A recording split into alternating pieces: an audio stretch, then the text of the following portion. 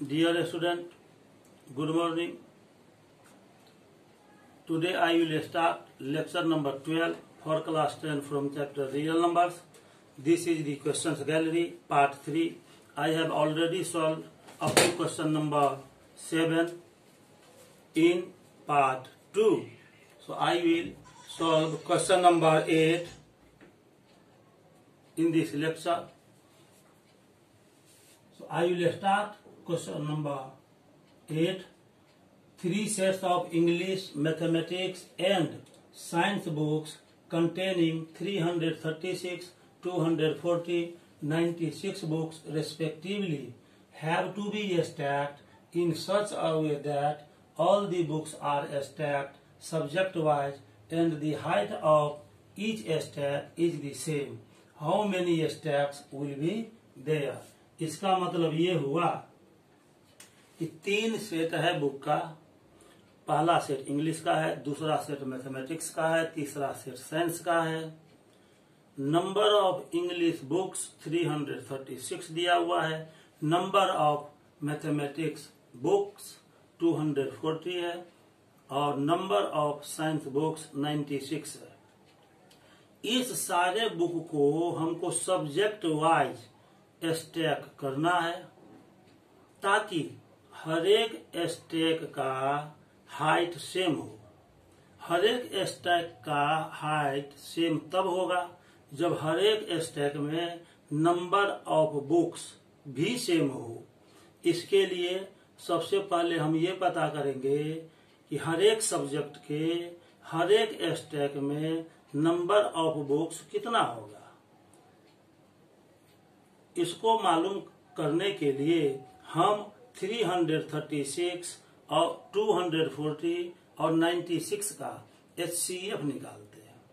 इस तीनों नंबर का HCF निकालने का मतलब ये हुआ कि हमको ये पता करना है कि ये जो तीनों नंबर दिया हुआ है यह किस मैक्सिमम नंबर से डिविजिबल है. मतलब कि वह मैक्सिमम नंबर कौन सा है, ग्रेटेस्ट नंबर कौन सा है जिससे 336, 240 और 96 तीनों ही एग्जैक्टली डिविजिबल है. तो आइए इस सब तीनों नंबर का HCF निकालते हैं. इसके लिए 336 को हम पहले प्राइम फैक्टराइज कर लेंगे. 2 से डिवाइड करेंगे इसको. 2 1 जा 2, 1 बच गया. 2 6 जा 12, यहाँ पर 1 आया था, ये 16 हो गया. 2 8 जा 16. फिर 2 से इसको डिवाइड करेंगे. 2 8 जा 16, 2 4 जा 8. 2 से इसको डिवाइड करेंगे 42. फिर 42 को 2 से डिवाइड करेंगे तो आ जाएगा 21 और 3 7 जा 21. दूसरा नंबर है 240. 240 को भी पहले हम प्राइम फैक्टराइज कर लेते हैं. 2 से डिवाइड करेंगे 120. 120 को 2 से डिवाइड करेंगे 60. 60 को 2 से डिवाइड करेंगे 30. 30 को फिर 2 से डिवाइड करेंगे तो 15 आएगा और ये 3 5 जा 15. इसके बाद 96 है. 96 को 2 से डिवाइड करेंगे 48 आएगा. 48 को 2 से डिवाइड करेंगे 24 आएगा. 24 को 2 से डिवाइड करेंगे 12 आएगा. 12 को 2 से डिवाइड करेंगे 6 आएगा. 6 को लास्ट में 2 से डिवाइड करते हैं तो 3 आता है. इस तरह से हमने इस तीनों का ही प्राइम फैक्टराइजेशन निकाल लिया. अब हम इसको लिख सकते हैं 336 इज इक्वल टू 2. यहाँ पर कितना टाइम्स है? 1 2 3 4 टाइम्स है. तो इसको लिख सकते हैं 2 into 2 into 2 into 2 into 3 into 7 into 3 into 7. तो 2 to the power 4 into 3 into 7 आ गया. ये हमने 336 का को प्राइम फैक्टराइज कर लिया. अब 240 है. 240 को लिख सकते हैं 2 into 2 into 2 into 2 4 times. 2 into 2 into 2 into 2 और लास्ट में 3 इंटू 5. तो ये हो जाएगा 2 to the power 4 into 3 into 5. तो 240 को भी प्राइम फैक्टराइज कर लिया. अब 96 को हम लिख सकते हैं. इसमें 2 कितना बार आया देखिए 1 2 3 4 5 times. 2 into 2 into 2 into 2 into 2 into 3, इसको लिख सकते हैं 2 टू द पावर 5 इंटू 3। 96 का भी हमने प्राइम फैक्टराइजेशन निकाल लिया। मैंने पहले ही आपको बताया था कि 2 और मोर देन 2 नंबर्स का यदि HCF निकालना हो तो सबका प्राइम फैक्टराइजेशन कर लेते हैं। और प्राइम फैक्टराइजेशन में जो कॉमन फैक्टर है, कॉमन प्राइम फैक्टर है, उसका मिनिमम पावर लिया जाता है, और जो सब में कॉमन फैक्टर नहीं आया है उसको टेक नहीं करना है। तो HCF अब हम निकालेंगे इस तीनों नंबर का, 336 का, 240 का और 96 का। तो HCF of 336, 240 and 96 is equal to, यहाँ पर देखते हैं 2 टू दी पावर 4 है, इसमें 2 का पावर 4 है, 240 के प्राइम फैक्टराइजेशन में 2 का पावर 4 है, और 96 में 2 का पावर 5 है। तो 4, 4 और 5 में मिनिमम पावर 4 हुआ, तो इसीलिए 2 का पावर हम 4 लेंगे इनटू। अब यहाँ देख रहे हैं 3 का पावर 1 है, इसमें भी 3 का पावर 1 है, इसमें भी 3 का पावर 1 है। तो 3 भी सब में कॉमन प्राइम फैक्टर है जिसका मिनिमम पावर 1 है, इसीलिए 3 का पावर 1 लेंगे। ये 7 और 5 हर एक प्राइम फैक्टराइजेशन में कॉमन नहीं है, इसीलिए उसको नहीं लेना है। अब ये 2 टू दी पावर 4 हो जाएगा 16, 3 टू दी पावर 1 हो गया 3, तो ये आ जाएगा 48। यह जो 48 आया वह ऐसा मैक्सिमम नंबर है, लार्जेस्ट नंबर है, जिससे 336, 240 और 96 सब कंप्लीटली डिविजिबल है। इससे हमको ये पता चल गया कि हर एक सब्जेक्ट के हर एक स्टैक में मैक्सिमम नंबर ऑफ बुक्स कितना होगा। तो यहाँ पर मैक्सिमम नंबर ऑफ बुक्स हर एक स्टैक में 48 होगा। लिखेंगे the maximum number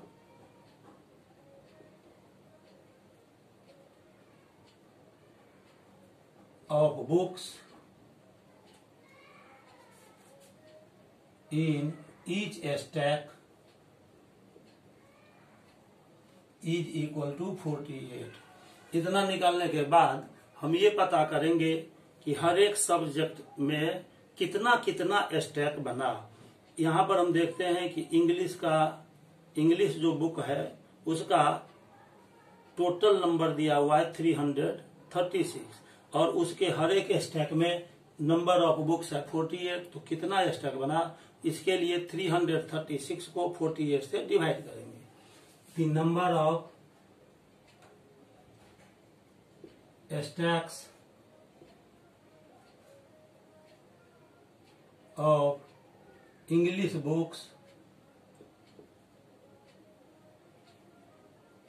is equal to 336 को 48 से डिवाइड करेंगे।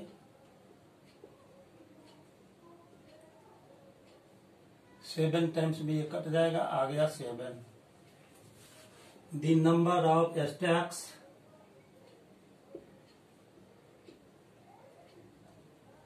of mathematics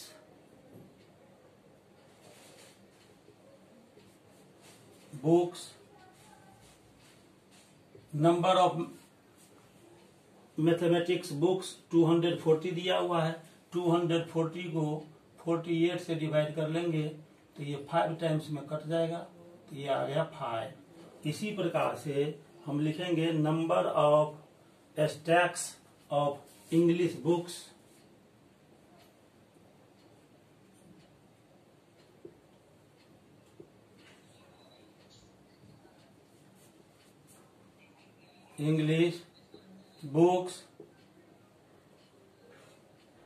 इंग्लिश का टोटल नंबर ऑफ बुक्स दिया हुआ है 96 को 48 से डिवाइड कर लेंगे, 48 2 जा, ये आ गया 2। इस प्रकार अभी हमने हर एक सब्जेक्ट में ये देखा कि नंबर ऑफ स्टैक्स कितना फॉर्म हो रहा है। सबको ऐड कर देंगे तो टोटल नंबर ऑफ स्टैक्स निकल जाएगा। The total number of stacks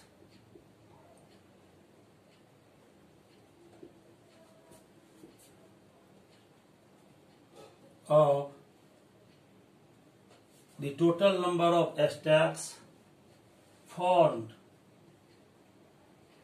सबको ऐड कर देंगे 7 + 5 + 2 तो ये आ जाएगा 14।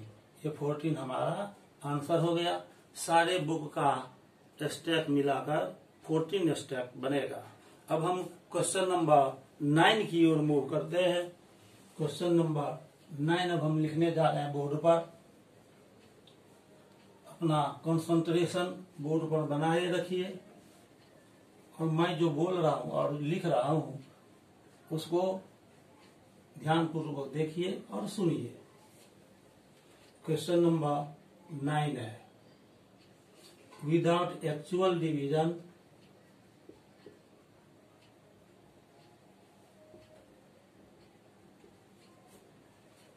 so that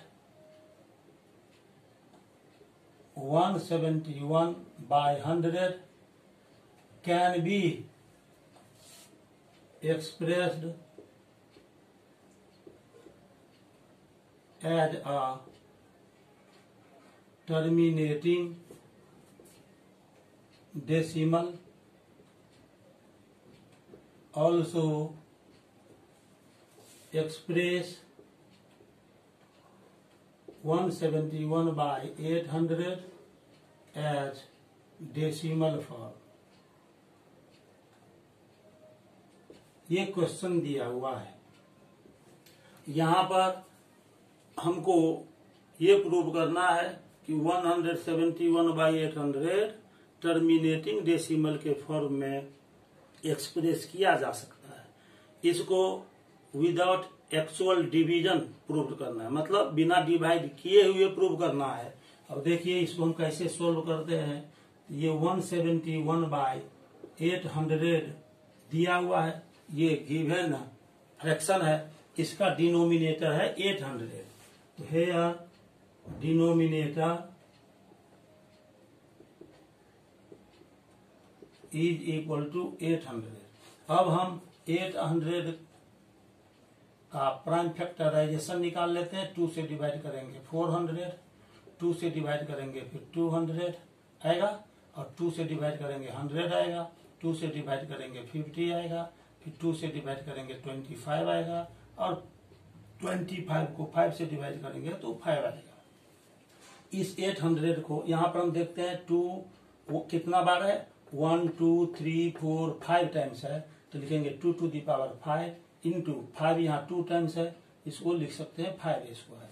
आप जानते हैं कि किसी भी रेशनल नंबर का डिनोमिनेटर यदि 2 to the power m into 5 to the power n के फॉर्म में रहता है, जहां पर m और n होल नंबर्स है, तो उस रेशनल नंबर को टर्मिनेटिंग डेसिमल के रूप में एक्सप्रेस किया जा सकता है। तो लिख सकते हैं हम यहाँ पर, since the denominator is of the form 2 to the power m into 5 to the power n, where m and n are whole numbers,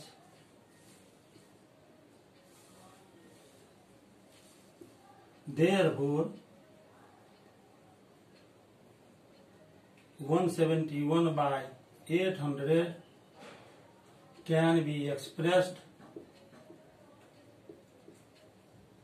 as a terminating decimal।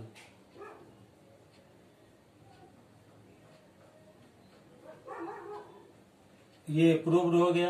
अब इस क्वेश्चन का जो सेकंड पार्ट है, उस सेकंड पार्ट में 171 by 800 को terminating decimal के form में हमको लिखना है। तो 171 by 800 को हम लिख सकते हैं 171 बाय, और 800 को हमने लिखा भी 2 to the power 5 into 5 to the power 2। यहाँ पर हम देखते हैं कि 2 का पावर 5 है और 5 का पावर 2 है, तो ये जो पावर्स आया 5 और 2 उसमें ग्रेटर है 5। दोनों ही बेस पर, यहाँ पर बेस 2 है, यहाँ पर 5 है, यहाँ पर दोनों ही बेस पर जो पावर आया उसको हमको इक्वल कर लेना है। किसके इक्वल करना है? तो पावर्स में जो ग्रेटर पावर है उसके इक्वल करना है। मतलब ये हुआ कि यहाँ 2 का पावर 5 है और यहाँ 5 का पावर 2 है, तो यहाँ भी 5 का पावर 5 ही रहना चाहिए। इसके लिए हम 5 टू द पावर 3 से न्यूमरेटर में और डिनोमिनेटर में मल्टीप्लाई कर लेते हैं। यहाँ लिख सकते हैं 2 to the power 5 into 5 square into 5 to the power 3। 5 to the power 3 से न्यूमरेटर और डिनोमिनेटर दोनों में हमने मल्टीप्लाई कर लिया, ये आ जाएगा 171। 5 टू द पावर 3 होता है 125 बाय, यहाँ पर हम लिख सकते हैं 2 टू द पावर 5 इंटू। अब यहाँ देखने वाली बात ये है कि यहाँ 5 का पावर 2 है, यहाँ 5 का पावर 3 है, बेस सेम है, इसीलिए पावर ऐड हो जाएगा। 2 में 3 को ऐड करेंगे 5 हो जाएगा, ये हो जाएगा 5 टू द पावर 5। अब हम आगे बढ़ते हैं, अब हम आगे की ओर बढ़ेंगे।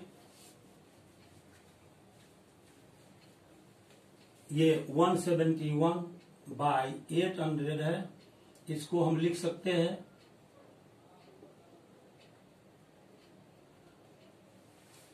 171 इंटू 125 बाय, यहाँ 2 का भी पावर 5 है और 5 का भी पावर 5 है, मल्टीप्लीकेशन में है ये, तो इसको कंबाइन फॉर्म में लिख सकते हैं 2 into 5 to the power 5। 171 into 125 by 10 to the power 5 आ गया। अब हम इस दोनों को मल्टीप्लाई कर लेंगे, 171 को 125 को मल्टीप्लाई करते हैं, 5 1 जा 5, 17 5 जा 85, 2 1 जा 2, 17 2 जा 34, और 1 से मल्टीप्लाई करेंगे तो 1 7 1 ही आएगा, ये 5 7 8 4 12 1 13 3 हो गया, कैरी 1 7 3 10 और 1 11, कैरी 1 1 और 1 2 आ गया। तो इस तरह से इस दोनों को हमने मल्टीप्लाई किया तो 21375 आ गया, 21375 बाय, यहाँ 10 टू द पावर 5 है तो 1 पर 5 जीरो हो जाएगा।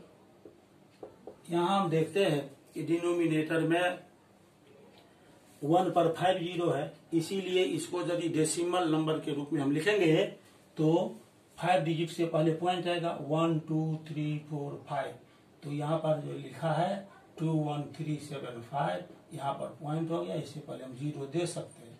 इस तरह से हमने बिना डिवाइड किए हुए 171 बाई 800 को टर्मिनेटिंग डेसिमल के रूप में लिख लिया। यही हमारा आंसर हो गया।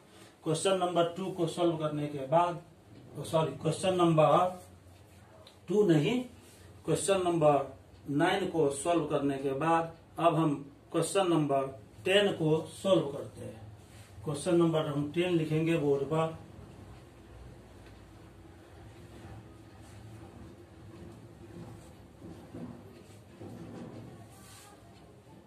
क्वेश्चन नंबर 10 को अभी हम बोर्ड पर लिखने जा रहा है कि prove that root 11 is irrational.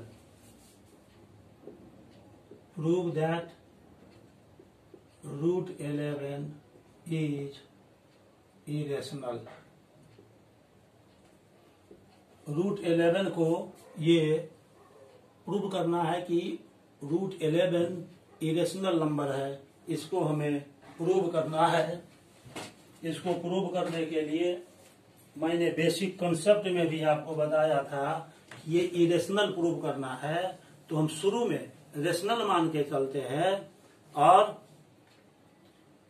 अंत में कंट्राडिक्शन हमको मिलता है, जिसमें हमको ये पता चलता है कि रूट 11 को जो हमने रेशनल माना था ऐसा मानना गलत है। इस पर ये कंट्राडिक्शन पर ये बेस्ड है।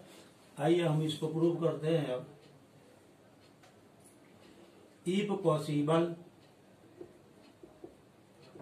लेट रूट 11 इज रेशनल, इसको रेशनल मानकर अभी चल रहे हैं। तो रेशनल नंबर का जनरल फॉर्म होता है ए बाई बी, जहां पर ए और बी इंटीजर्स है।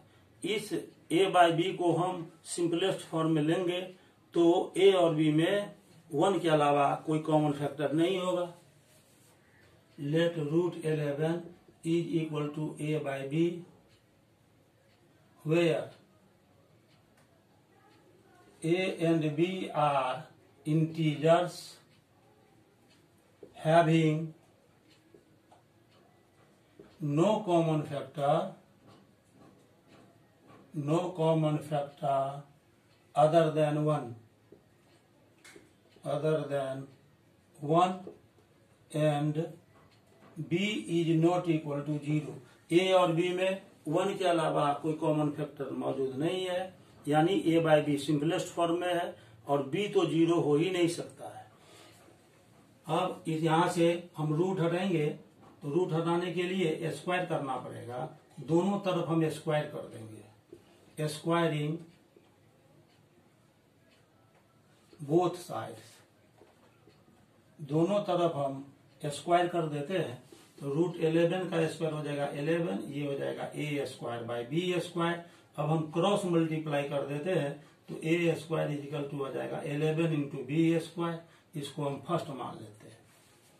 यहाँ पर ये बहुत ही क्लियर है कि ये 11 बी स्क्वायर में हम देखते हैं कि 11 एक फैक्टर के रूप में है। इसका मतलब कि 11 बी स्क्वायर 11 से डिविजिबल है। 11 b square is divisible by 11, divisible by 11, that is 11 b square a square के इक्वल है, इसीलिए 11 बी स्क्वायर के जगह पर हम ए स्क्वायर लिख सकते हैं। ए स्क्वायर इज डिविजिबल बाई 11। यहाँ पर ये 11 प्राइम नंबर है, 11 प्राइम नंबर है जिससे ए स्क्वायर डिविजिबल है, इसीलिए ए भी इस प्राइम नंबर 11 से डिविजिबल होगा। ए इज ऑल्सो डिविजिबल बाय 11। हमने अभी फाइंड किया कि ए भी 11 से डिविजिबल है। जो भी नंबर, जो भी पॉजिटिव इंटीजर 11 से डिविजिबल है, इसका मतलब कि 11 उसका एक फैक्टर हुआ। इसीलिए हमको ये मानना होगा let a is equal to 11m। A को 11 इसीलिए मान रहे हैं कि ए 11 से कंप्लीटली डिविजिबल है, अर्थात 11 ए का एक फैक्टर है, तो ए को 11m मान लेंगे। Where m is some integer, m को हम इंटीजर लेते हैं। अब ए का जो 11m वैल्यू आया इसको फर्स्ट में पुट कर देते हैं। Putting this in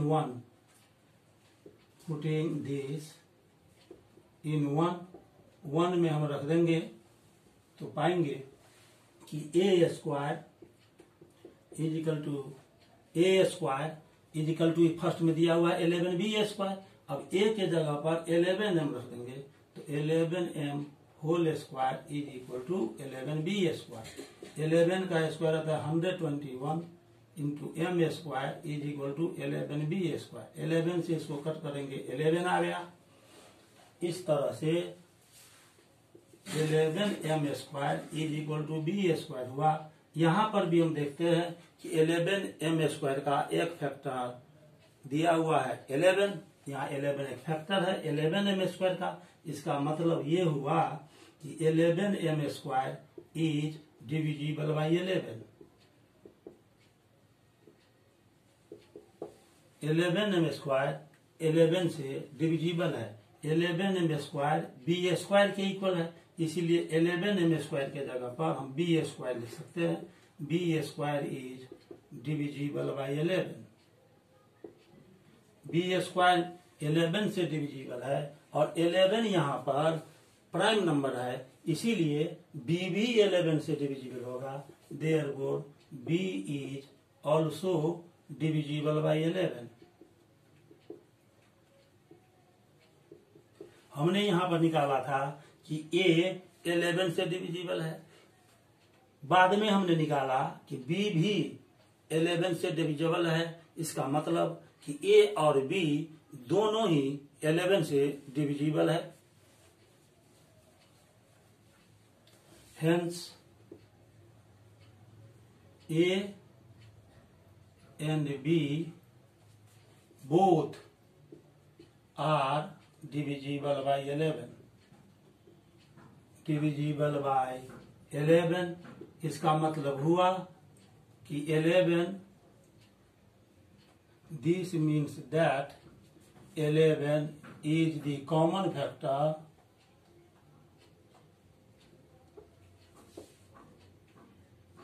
of A and B। A और B दोनों का कॉमन फैक्टर 11 आ गया। लेकिन शुरू में हमने A बाई B को सिंपलेस्ट फॉर्म में लिया था, जिसमें ये लिखा था कि A और B में 1 के अलावा कोई कॉमन फैक्टर आता ही नहीं है। इस तरह से कंट्राडिक्शन अराइज हो जाता है। This contradicts the fact that A and B have no common factor other than 1 common factor other than 1। ये जो हमने माना था कि A और B में कॉमन फैक्टर 1 के अलावा कोई दूसरा कॉमन फैक्टर नहीं है, इसका कंट्राडिक्शन आया। ये कंट्राडिक्शन इसीलिए आया क्योंकि हमने रूट 11 को रेशनल माना था। The contradiction arises bye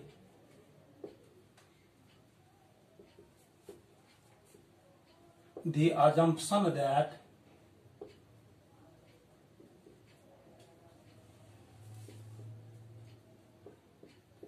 root 11 is rational.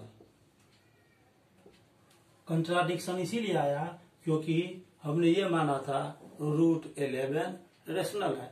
आप जानते हैं कि कोई भी रियल नंबर या तो रेशनल होता है नहीं तो इरेशनल होता है। अभी ये पता चला कि ये रूट 11 रेशनल नहीं हो सकता है, इसका मतलब यह इरेशनल होगा। Therefore root 11 is irrational.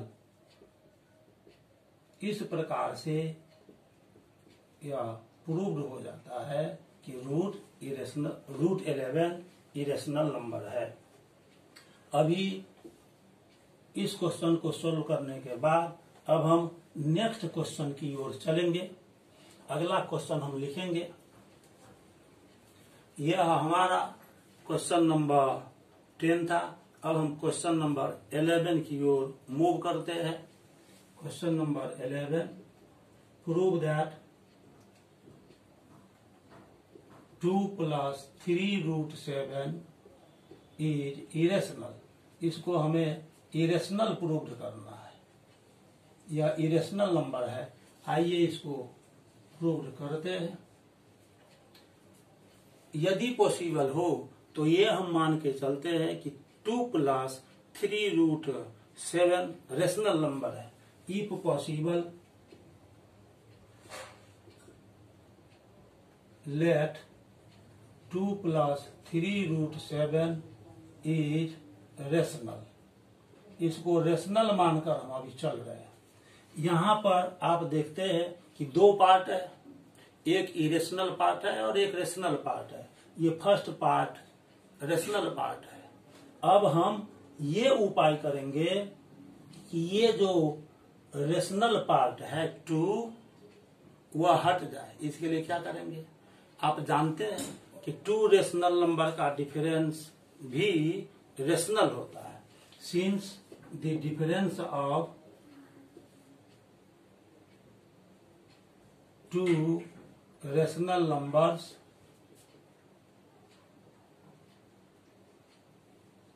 is also rational.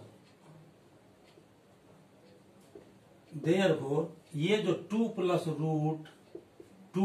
3 root 7 है, इसमें से 2 को माइनस कर दे, इज ऑल्सो रेशनल, यह भी रेशनल होगा, क्योंकि इस पूरे पार्ट को हम रेशनल मान के चलते हैं। 2 तो रेशनल है ही, या पहले से जानते हैं, सिंस 2 इज रेशनल। अब ये प्लस में 2 और माइनस में 2 कैंसिल हो गया, तो आ गया 3√7 इज रेशनल। अब 3√7 रेशनल आया। 3√7 में हम देखते हैं कि इसका यहाँ पर कम से कम 2 फैक्टर, एक तो 3 है और दूसरा √7 है। यह जो 3 रेशनल फैक्टर है, इसको हम हटाने का कोशिश करते हैं। 3 इज, आप जानते हैं कि 3 रेशनल होता है, 3 रेशनल है, और 3√7 भी रेशनल यहां पर आया। Since the product of 2 rationals, the product of 2 rationals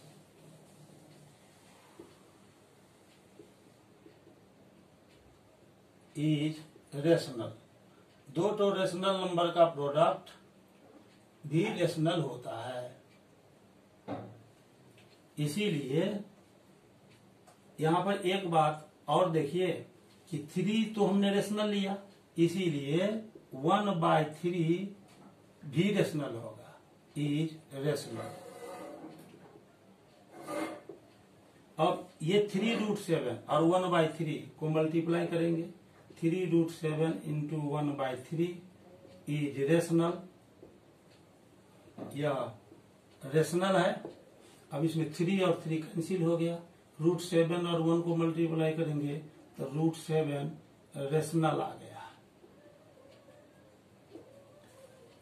आप पहले से ही जानते हैं कि √x, जहां पर x कोई प्राइम नंबर है, वह इरेशनल होता है।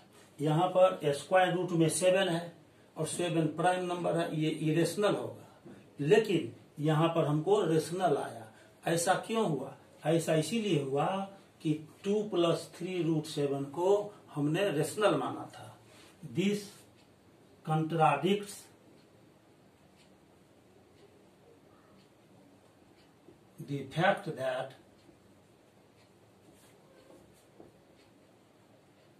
√7 is irrational। कंट्राडिक्शन आ गया यहाँ। कंट्राडिक्शन इसीलिए आया क्योंकि हमने 2 + 3√7 को रेशनल माना था। दी contradiction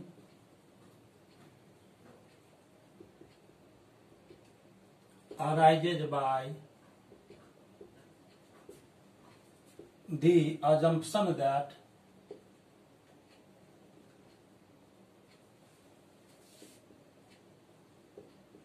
two plus 3√7 is rational।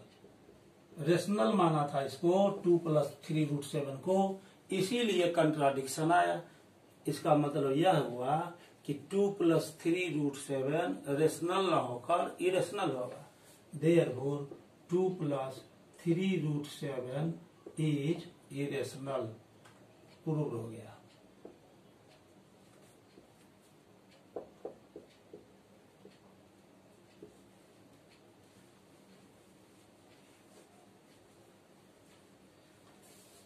अभी हमने क्वेश्चन नंबर 11 को प्रूव किया।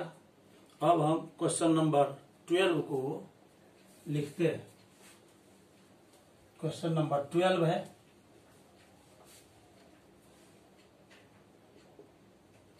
इसमें भी हमको प्रूव करना है। Prove that √2 + √3 is irrational. इसको इरेशनल प्रूव करना है। आइए इसको हम इरेशनल प्रूव करने का कोशिश करते हैं। पहले ही की तरह हम ये मान लेते हैं कि यदि पॉसिबल हो तो √2 + √3 रेशनल है। इफ पॉसिबल, यदि पॉसिबल हो तो हम मान लेते हैं let √2 + √3 is rational. Let √2 + √3 is equal to a, where a is rational. a यहाँ पर रेशनल है, हमने इसको रेशनल माना था, इसीलिए √2 + √3 को हमने a ले लिया, जहां पर a रेशनल नंबर है। अब दोनों तरफ हम इसको स्क्वायर कर देते हैं, तो √2 + √3 का whole square is equal to a² हो गया। ये a + b होल स्क्वायर हुआ, तो इसका फॉर्मूला होता है a² + 2ab + b²। इसको हम लिख सकते हैं √2 का होल स्क्वायर प्लस √3 का whole square plus 2 × √2 × √3 is equal to a²। √2 का स्क्वायर 2 हो जाएगा, √3 का स्क्वायर 3 हो गया, प्लस 2 और √2 × √3, तो ये हो जाएगा √6 इज इक्वल टू a²। 2 + 3 5 हो गया, plus 2 √6 is equal to a²। इसीलिए 2 √6 इज इक्वल टू a², और यहाँ प्लस 5 है, इधर आएगा तो -5 हो जाएगा। अब हम √6 का वैल्यू निकालेंगे, तो ये आ जाएगा a² - 5/2। यहाँ पर हम देखते हैं कि a हमने रेशनल लिया था, तो रेशनल का स्क्वायर रेशनल होता है, तो a² रेशनल हो गया, 5 रेशनल है, रेशनल में से रेशनल को माइनस करेंगे तो रेशनल बचेगा, और 2 भी रेशनल है, तो रेशनल को रेशनल से डिवाइड करते हैं तो वह रेशनल होता है। अब तो इस तरह से हमको आ गया √6 इज रेशनल। √6 यहाँ पर रेशनल आ गया, सिंस a² - 5/2 इज रेशनल। यह रेशनल है। आप जानते हैं कि कोई भी पॉजिटिव इंटीजर जो परफेक्ट स्क्वायर नहीं है उसका स्क्वायर रूट इरेशनल होता है, लेकिन यहाँ पर √6 रेशनल आ गया। हम देखते हैं कि 6 तो परफेक्ट स्क्वायर नहीं है, तो उसका रूट आना चाहिए इरेशनल, परंतु यहाँ पर √6 रेशनल आ गया। ये ऐसा क्यों हुआ? ऐसा इसीलिए हुआ कि √2 + √3 को हमने इरेशनल माना था। यहाँ भी कंट्राडिक्शन अराइज हो रहा है। दिस कंट्राडिक्ट्स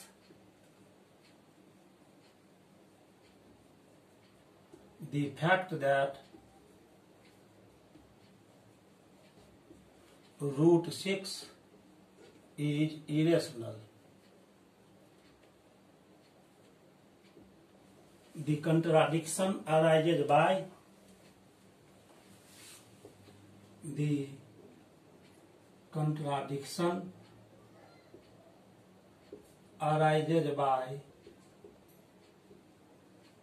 assumption that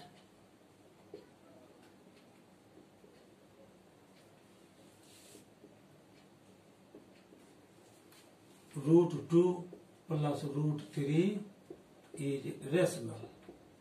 √2 + √3 को हमने रेशनल माना था, इसीलिए कंट्राडिक्शन हुआ, अर्थात √2 + √3 रेशनल न होकर इरेशनल होगा।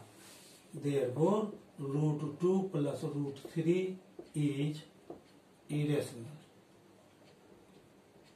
यही हमको प्रूव करना था और यह प्रूव हो गया। क्वेश्चन नंबर 12 को सोल्व करने के बाद आज का मैं लास्ट क्वेश्चन सोल्व करूंगा, क्वेश्चन नंबर 13।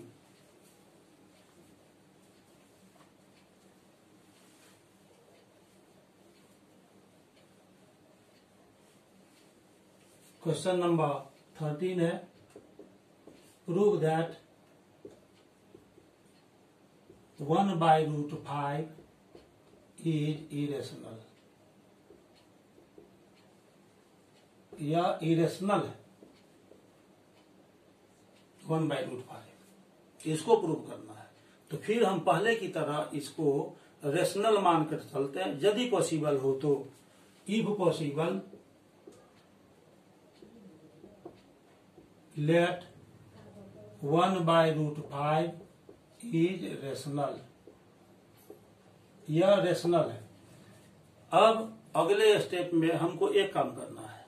1/√5 में हम देखते हैं कि यहाँ √5 इरेशनल नंबर है, इसको पहले हम रेशनलाइज कर लेंगे।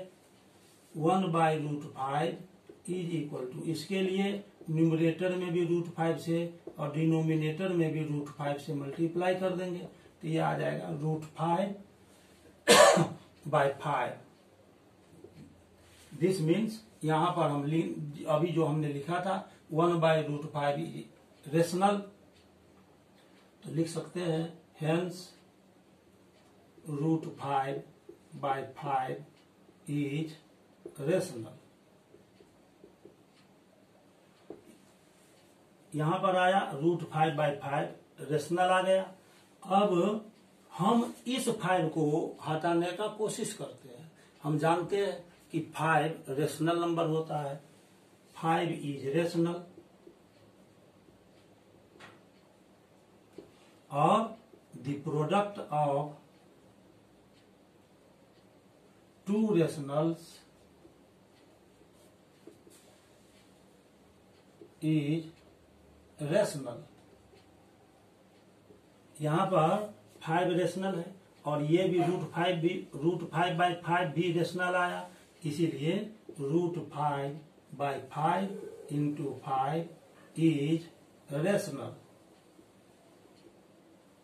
या 5 कट गया, आ गया √5 इज रेशनल। यह रेशनल आ गया। आप पहले से जानते हैं कि 5 प्राइम नंबर है और प्राइम नंबर का स्क्वायर रूट इरेशनल होता है। इसका मतलब यहां कंट्राडिक्शन आ गया। This contradicts the fact that √5 is irrational। Contradiction क्यों आया? क्योंकि हम √5 को रेशनल मानकर चल रहे थे। The contradiction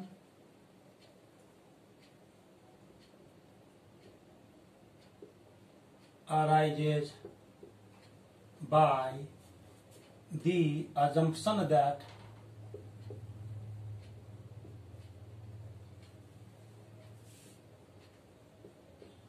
(1/√5) is rational. 1/√5 को हमने रेशनल माना था, इसीलिए कंट्राडिक्शन आया। इसका मतलब ये हुआ कि ये रेशनल नहीं होगा, इरेशनल होगा। Hence 1/√5 is irrational. यही हमको प्रूव करना था, या प्रूव्ड हो गया। इसके आगे का क्वेश्चन मैं लेक्चर नंबर 13 में सॉल्व करूंगा। आज के लिए बस इतना ही। ये मेरा लेक्चर नंबर 12 था रियल नंबर्स चैप्टर से। मुझे उम्मीद है कि आपको वीडियो अच्छा लगा होगा। मेरा कोशिश रहता है कि आपको बहुत सहज तरीके से हर एक क्वेश्चन को समझा सकूं। यदि आपको ये वीडियो अच्छा लगा तो इसको लाइक कीजिए, शेयर कीजिए और चैनल को सब्सक्राइब कीजिए, ताकि आपको मेरा वीडियो सबसे पहले मिल सके। जैसे ही मैं वीडियो अपलोड करूं, आप तक ये पहले पहुंचे और आपका पढ़ाई बाधित न हो। साथ ही साथ यदि आप इसको शेयर करते हैं अपने फ्रेंड सर्किल में, या आपके रिलेशनशिप में जो लोग रहते हैं उनको यदि ये आप शेयर करते हैं, तो दूर दराज तक मेरा वीडियो पहुंचेगा। ग्रामीण इलाकों में भी इसे पहुंचाने का कोशिश कीजिए, ताकि महामारी के समय में अभी जो बच्चों का पढ़ाई लिखाई बिल्कुल ठप है, स्कूल कॉलेज कोचिंग संस्थान बंद है, इस अवधि में भी उनको मैथ की तैयारी हो सके और उनका पढ़ाई बाधित नहीं हो। तब तक के लिए बहुत बहुत धन्यवाद। Have a nice day. Thank you.